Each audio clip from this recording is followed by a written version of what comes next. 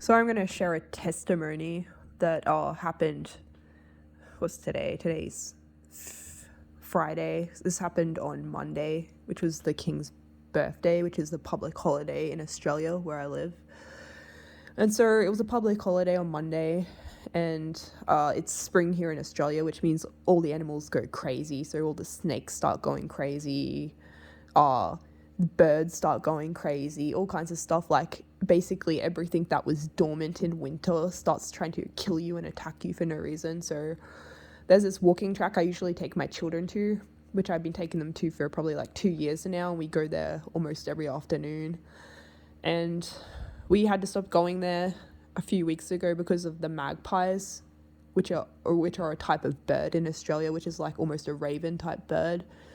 They get really territorial at this time of year, and they start attacking everybody that walks past, and they can even pluck people's eyes out. If they're not careful, they can actually stab you in the eye and make you go blind. So because they're protecting their nests at the moment, we had to stop going on that walking track. And so I started taking my children to the high school grounds near my house, which is pretty big, and it's an open like plain of grass near the high school down the end of my road. And I started taking them there about 2 weeks ago, and we were there on Monday, which was the King's birthday, which was a public holiday, and there was absolutely nobody around because it was a public holiday.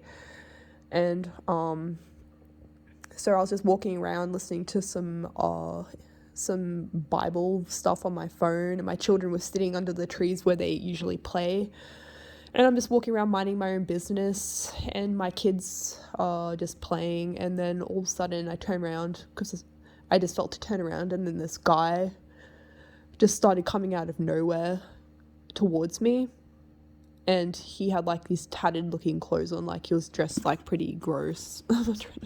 not gross, but he just wasn't dressed very well. Like he had pretty dirty clothes, and he just started walking towards me. And you know, I have a lot of dealings with possessed people in this town, and a lot of mental cases, and let's just call it what it is.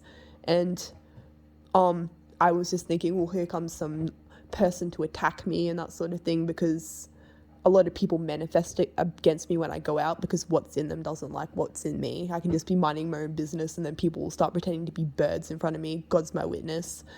People will start pretending to be snakes in front of me. God's my witness.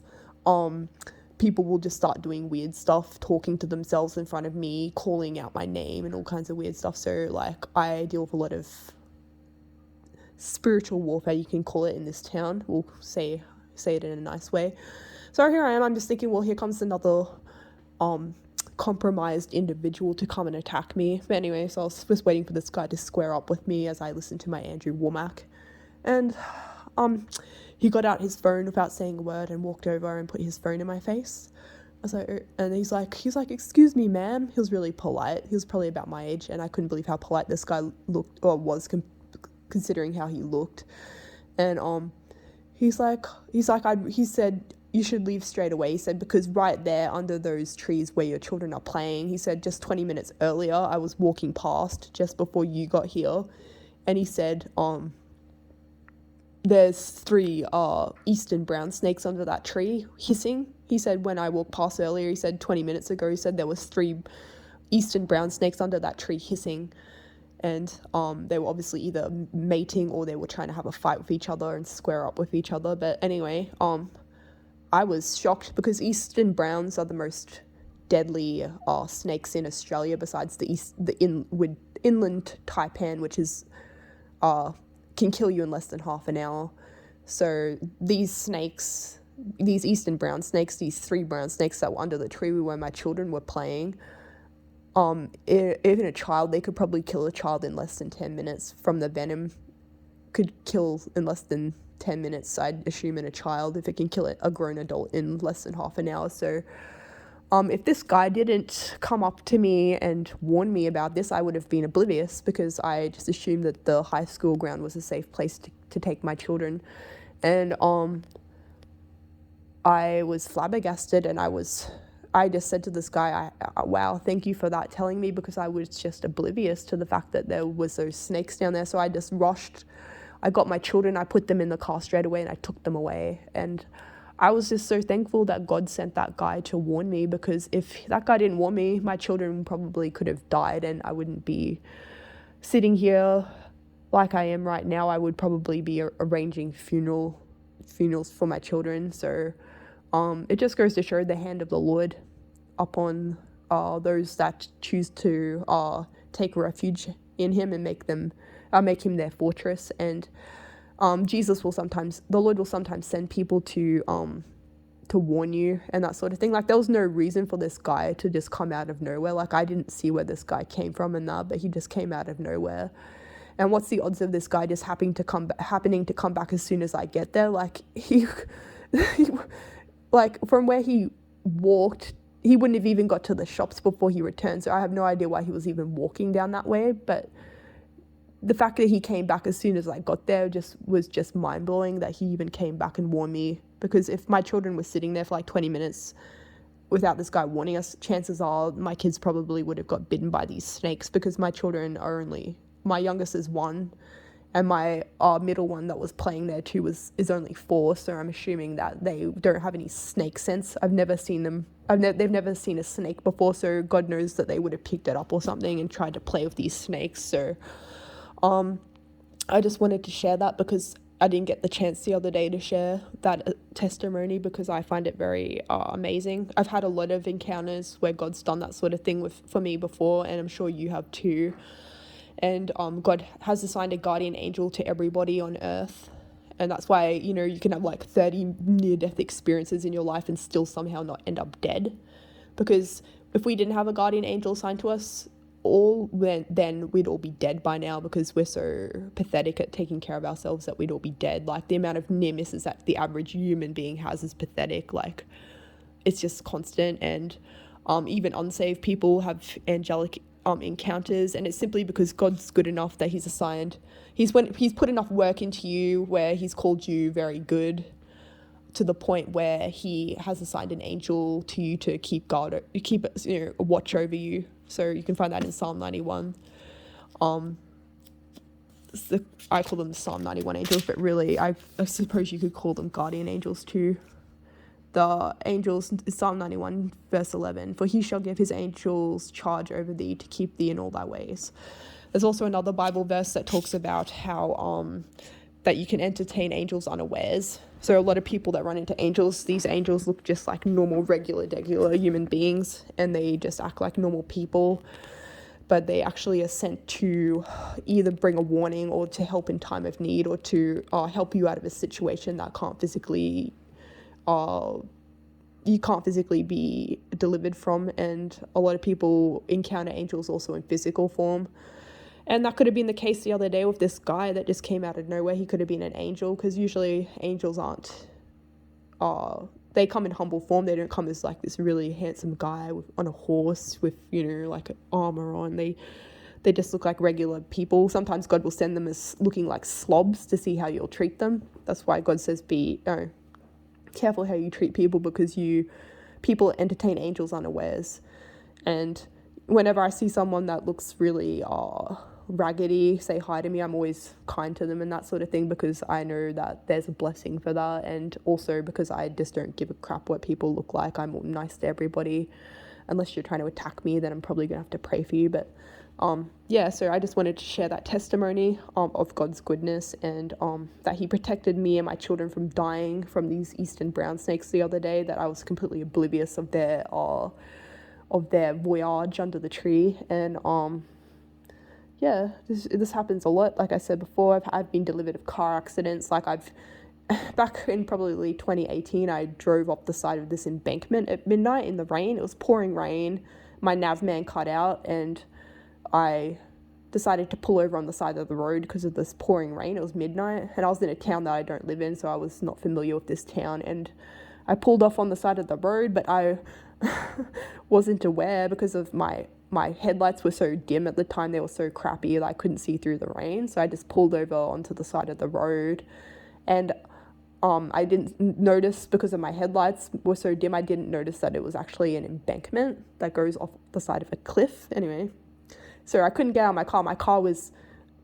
My my car was completely sideways. Like, this is my car, like, flat, and now it's completely turned. So, like, I'm trying to open my, like, my car door to get out of my door, like my driver's door, and it took all my force to get out of it, because it took all my force to get out because it was on such an angle that I couldn't open it really unless I used all my strength. So I finally got out of my car, which took about 10 minutes, and my car's sliding sideways deeper and deeper over this cliff, and I have no idea how my car's actually still not sliding off this cliff and how it's not completely gone. And I'm standing out in the pouring rain, and then I look to my left, and on the other side of the road there's this guy sitting in his car just out of nowhere. Like, it's the middle of the night, it's pouring rain, I'm in the middle of nowhere, I don't know, there's nobody around. And then all of a sudden I turn my head, and there's this guy, young guy, probably about 18, maybe younger, sitting in a car with a tow-like thing on the back. And he used to sit in the car, and he turned and looked at me, and he got out, and he's like, "Are you okay?" I was like, "Yeah." I said, "But I said, "I can't, my car's going to go over this cliff." I said, "I'm doomed." I said, "There's no way I can get my car out of this. I'm stuck here forever." I said, "I don't have any way of getting home. My phone signal's cut out. I'm pregnant. I'm like 5 weeks pregnant." I said, I'm like, my whole life is just like a toilet at the moment. Anyway, this guy's like, "Don't worry." So he just randomly got in my car, which I don't even know how he did that. And then he's just drove it out of this cliff. Like, it was like hanging over this cliff, like the wheels were actually hanging over this cliff on the passenger side, both like wheels, back and front. And somehow this guy managed to drive my car up this slippery, grass-covered, slippery, water-covered embankment that was completely flooded in the middle of the night. And then he drove my car back onto the road, like in 2 minutes. And I was like, "Oh, thank you so much." I was like, "That's amazing." He's like, "Oh, don't worry about it." And then he just got in his car and then drove away. And I know that guy was probably an angel. And I've had other encounters like that before too. Like, I've been in a car accident where I was about 19, I think, at the time. Probably 18, actually. And yeah, I was 18. No, I was 17. And I took my parents' car. I was angry at my parents because me and my parents weren't getting along back then because there was a lot of strife in the house. Anyway, I just took my parents' car and went to drive to see my boyfriend that I had at the time. And this guy dumped me when I went to see him that day because it was a really bad day. My parents were fighting me and I was fighting them. So I stole my parents' car and went to see this guy that I was dating. And he just happened to that day dump me because he was going out some other chick that was that he just completely didn't tell me about. And he decided that he was going to dump me that very day where my parents were already fighting me. So that pushed me over the line. And I decided I'm going to go home. So I was driving the car home, and it was really glary because it was the afternoon. So I was driving into the sun on the way home. And this guy happens to be jogging down the middle of the road for no reason with his dog. God knows what reason. And I couldn't see him until it was too late. And I swerved to miss him because he was jogging down the middle of the road. Clearly he can see there's a car coming, but for whatever reason, he didn't really seem to do anything about that. And he just kept jogging with his dog towards me, and I flipped the car. I went to miss him. I swerved and I flipped the car. I hit a pothole and the car flipped 5 or 6 times. And I was sitting in the car and it's like everything was in slow motion. And I just remember I didn't have my seatbelt on at all. I had no seatbelt on and I was driving the car, and then all of a sudden I felt this like massive hug from behind, like hold me against the seat, this warm, like pure loving presence hold me against the seat. And I just felt complete peace, and I completely released all my tension in my body. I just didn't feel, I wasn't all like tensed up like I was. I just all of a sudden relaxed, and everything's around me in the car's flying around, like stuff's flying past my head, like a radio that's like this, probably like a 5 kilo radio is flying past my head, and all kinds of stuff flipping around. And I'm sitting there in slow motion watching everything in the car smash, the glass, all the windows smash and all the glass fly towards me. And then all of a sudden everything stopped and I'm upside down, and everything's still. And I just remember the noise of the wheels spinning around. And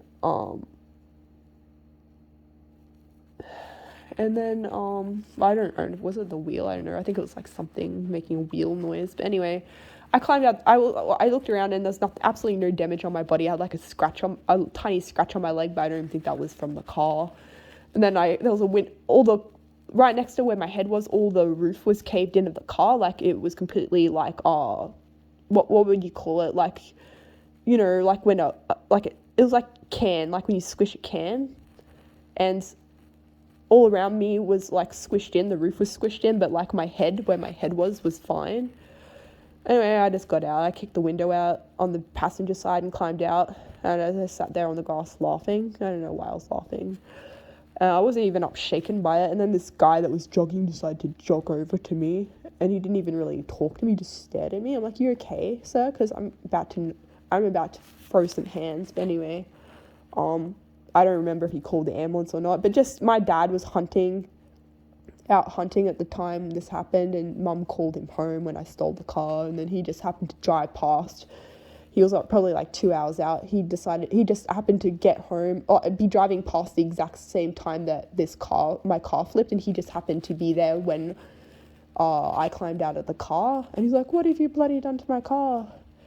And I just like, and I'm pretty sure it was either dad or the weird guy that was jogging that called the ambulance. But that's just one example. There's another example of angels protecting me. Like there was no way I shouldn't have been dead from that, but I actually walked out without a scratch. I wasn't harmed in any way. I didn't even have a headache. I was fine. And the car was completely totaled. It was completely crushed. Everything about it was destroyed. And so that's one example. That's another example of an angelic encounter. That angel that angel held me against the seat. And at the time I wasn't even a believer. Like I grew up in a Christian home, but I didn't really have any relationship with God. I just thought he was just a fairy tale, and I thought life was just whatever you make it, and I thought my parents were just like, you know, another group of people that just chose whatever God suited them. And I thought, well, I know there must be a God somewhere, but how can he be the God that my parents serve? I'm sure he's not Buddha. Are you sure he's not Muhammad? Are you sure he's not Gandhi or whatever things people believe in? But I thought I didn't really think much of my parents at the time. I thought, well, if anyone knows how to not choose the right God, it'd be my parents. So I thought, well, I don't believe.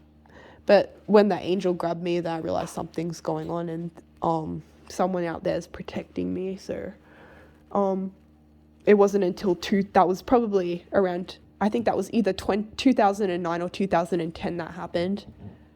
How old was I? I was 17, so that was 14 years ago. So, that was a while ago. But it wasn't until I was 19 where I died and I had an encounter with the Lord that was what changed my life and got me saved. But instead of going to God, actually, when I realized God was real after 2012 when I died, which was like 2 years later after my car accident, instead of, you know, doing what a normal person would do in pursuing God, I just went into even worse a sin than ever before. And that went on for probably about 8 years of me just completely ignoring God's existence. So yeah, I'll stop there, but I hope that encourages someone. I just wanted to talk about some angelic encounters that I had.